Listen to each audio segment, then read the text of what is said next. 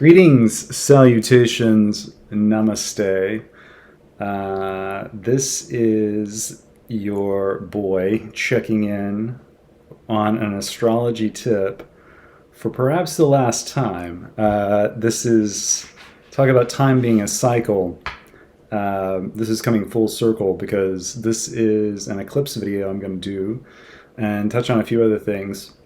But the thing that got me started on this channel was the first of these eclipses that are happening in the Libra Aries axis that find their culmination point here in the end of October. So lots to talk about. Let's get into it. Well, think I saw you in an ice cream parlor, drinking milkshakes cold and long, smiling and waving and looking so fine. Don't think you knew you were in this song. And it was cold and it rained, so I felt like an actor, and I thought of Ma, and I wanted to get back there. Your face, your ways, the way that you talk, I miss you, you're beautiful. We got 5 years stuck on my eyes. 5 years, what a surprise. We got 5 years, my brain hurts a lot. 5 years, that's all we got. We got 5 years. Hey, you want to talk about cycles of time and running around in circles and everything that is circular. I think I touched on this before, the origins of Friday the 13th and how they tie into the Knights Templar. And anyhow, that's where we're going to go first in this little adventure, because we're having another Friday the 13th-esque eclipse. This one is actually the day after Friday the 13th, Saturday the 14th. And so to revisit and circle back to the Knights Templar story, in the 1300s, early 1300s, on Friday the 13th, the Knights Templar were rounded up, and over the next decade plus, or maybe just a decade, they were persecuted and executed, and the worst of which was the leader Jacques de Molay, who was burned at the stake, very much in the witch trial fashion. These people were disposed of by a I would just say conspiracy, because that's what it is. It's when two people conspire to do something. That's such a touchy word. When the agreement between the church, Pope Clement, who was appointed by the King of France, and the King of France himself to visit this terrible atrocity upon the Knights Templar. So, the Knights Templar are kind of still a mystery, depending on who you ask. They could be described as mercenaries, or the first security team, because supposedly they were, one of their main things was to conduct travelers back and forth between Europe and the Holy Land, and make sure that any riches that were acquired weren't stolen along the way, or people were murdered or whatever. They were bodyguards. This is, one of the at least surface stories for what they did. And of course, in doing so, they were going to these sacred ancient places that had all these secrets held in them. And one of the main places that they held in quite a bit of regard was Egypt, specifically where the Templars and their Freemason descendants, a lot of whom founded our country, with these principles. They hold this Egyptian culture as the center of knowledge. And, there's a lot of credence to this idea that they were eradicated for financial reasons, because the scuttlebutt is that, they were the banks. They were richer than anybody. So when kings and the nobility needed money, they would actually go to the Templars, because they had accrued all this wealth in doing this pretty much work that only they could do, right? And so there's a lot of credence to that, but it's possible that there was even more motivation in doing them in and driving them underground, which is what they actually did, was the secrets that they had acquired, the true wealth of knowledge that perhaps, well, no doubt, flew in the face of traditional church traditions that were not even that traditional, very young, as it would turn out if you kind of look at the calendar the way it's meant to be looked at. So more on that in a moment. But what I'm saying isn't exactly controversial either, because it's like Hollywood has made movies on this idea, but they didn't really delve into the deeper textures, and that's kind of what the idea of many mystery schools and secret societies are based on, is to create a surface facade story for those who would be uninitiated to simply walk past as window dressing, and for others who would be more spiritually inclined, to challenge them to go deeper. So in other words, the subtext, the text is what you see, but the subtext is what is being conveyed through the subconscious or through more subtle energies.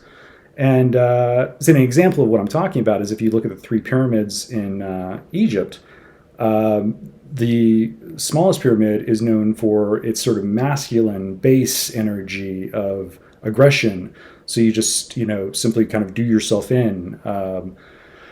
Then the second pyramid is bigger and is I believe it's the Queen's. I'm a little rusty on this. The Queen's Temple is there, or it's the Queen's Pyramid, but it's the feminine energy. But it's the idea of material manifestation, being able to use this realm in order to get what you want in a material fashion. But then the third, the Great Pyramid, is so encoded. I mean, there's just way too much in terms of the astronomical correlations to the actual architectural dimensions and how these numbers line up.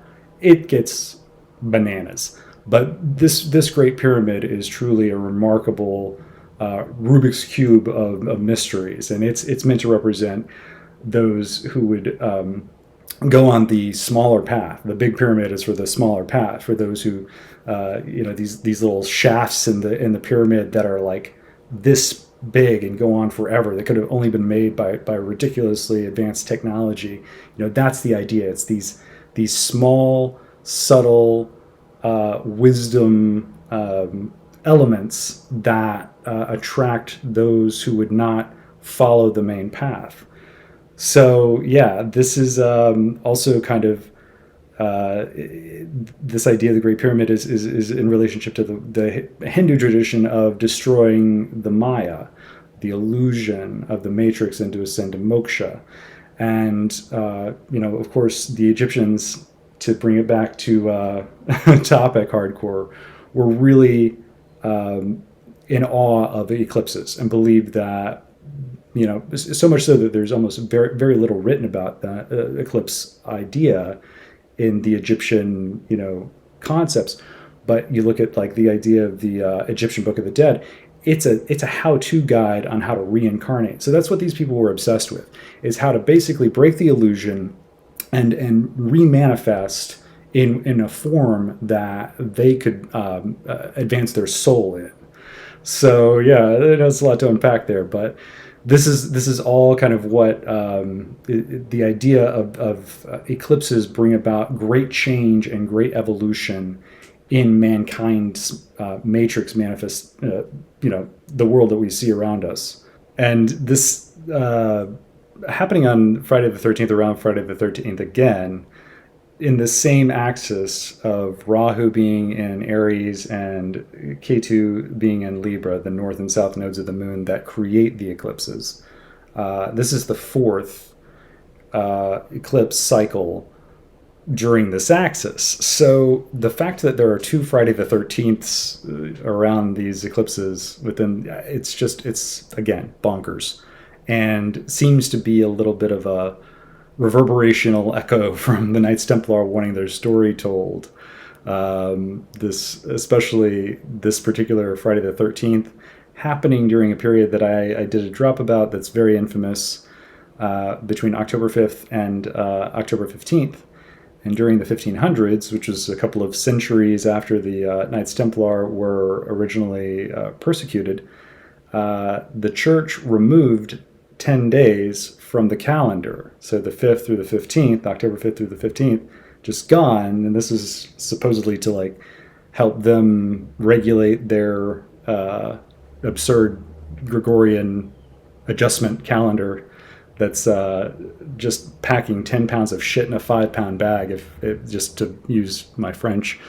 And so they had to literally take 10 days out of the calendar to make it work. But you could look at a deeper examination of this and start discovering that this could have also been to perhaps collapse time or expand time, in my opinion, and maybe add a lot of time to the calendar that didn't actually exist, so as to make the bulk of history seem much more awe-inspiring and vast for the church.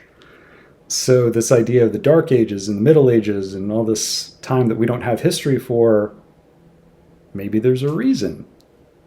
Anyhow, so the Knights Templar, actually, they even did a show a few years back, again, bringing this exact story where they, Jacques de Molay and the whole thing. So yeah, it's, who knows?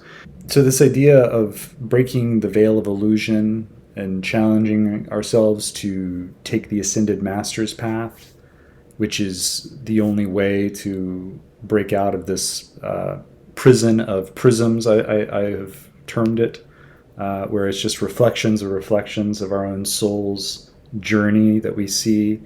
This is kind of this idea of the multiverse, where you have almost like for every wish you make, there's an entire universe created in in parallel to fulfill that wish. You know, there's so many little fractals of our consciousness that we see reverberating back to us on a daily basis.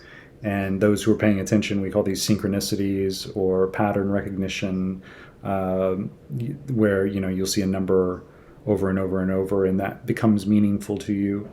That does mean something. It's like the first, like, Bij mantra, like the kind of natural, you know, primordial sound of the matrix talking back to you.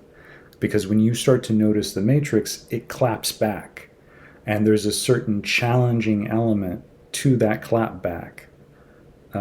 Like somebody who isn't used to being recognized and is suddenly seen in public. You actually see this in the movie The Matrix, because when he starts, you know, interacting with whatever it is, the Matrix starts coming at him.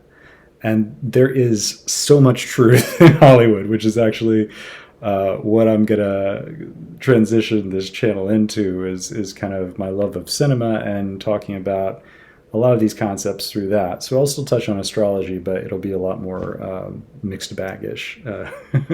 So, okay, back to this eclipse video. Again, this is a very rare thing for there to be 4 eclipses in the same nodal axis, where the north and the south nodes of the moon are in the same zodiac signs. They stay there for 18 months. So eclipses happen every 6 months. Therefore, this is like, it's the overlap is uncanny, and tells me that there is sort of a signal that this is a special cycle. And I feel like a lot of people know this on some like fundamental level they can't quite articulate. We're in the time of times, or we're at least beginning the time of times. And Chitra is the nakshatra where we first begin this solar eclipse. So the moon and sun will be in Chitra nakshatra in Virgo, while Ketu, which is causing the eclipse, or this portion of the eclipse, will be in Libra. So we're having a cross zodiacal eclipse, another just wild ass anomaly for this. And what is Chitra but exactly the matrix? It's the architect. It's the sixth house into the seventh house, the natural Virgo into Libra, where the day-to-day activities get leveled up. Your own day-to-day activities in Virgo get leveled up in Libra when you start trying to add other people into the equation. So whether it's relationships, business arrangements, as I've said, Libra is war, and we have a lot of that chatter on the horizon. And that's why I wanted to get a little bit ahead of the curve, just to let everybody know fall is going to be something else. And the more we can do in advance of that, to prepare ourselves and to optimize all of that energy, the better. What's going to happen is Mars and K2 are going to come conjunct during all these eclipses. Mars is the soldier, and K2 is our karmic past. So this is going to really be a trigger point for something spectacular to happen on a global scale that we might not even know about. And that's what's brilliant about all this. K2 and Mars, it's almost like the soldier coming together with the headless karmic dragon. Mars gives K2 a head, but K2 gives Mars clandestine, secret, because it doesn't have a head. So it's basically invisible. So if you kind of see where I'm going with this, there's just going to be a lot happening. So there's this spectrum of energy that's being addressed here in everyone's lives, and is going to be a radical change, finally, that's been building up for a while, in many people's lives for decades, but specifically in the last 18 months, that will be released in a magnificent way at the end of this month. So touch on that next.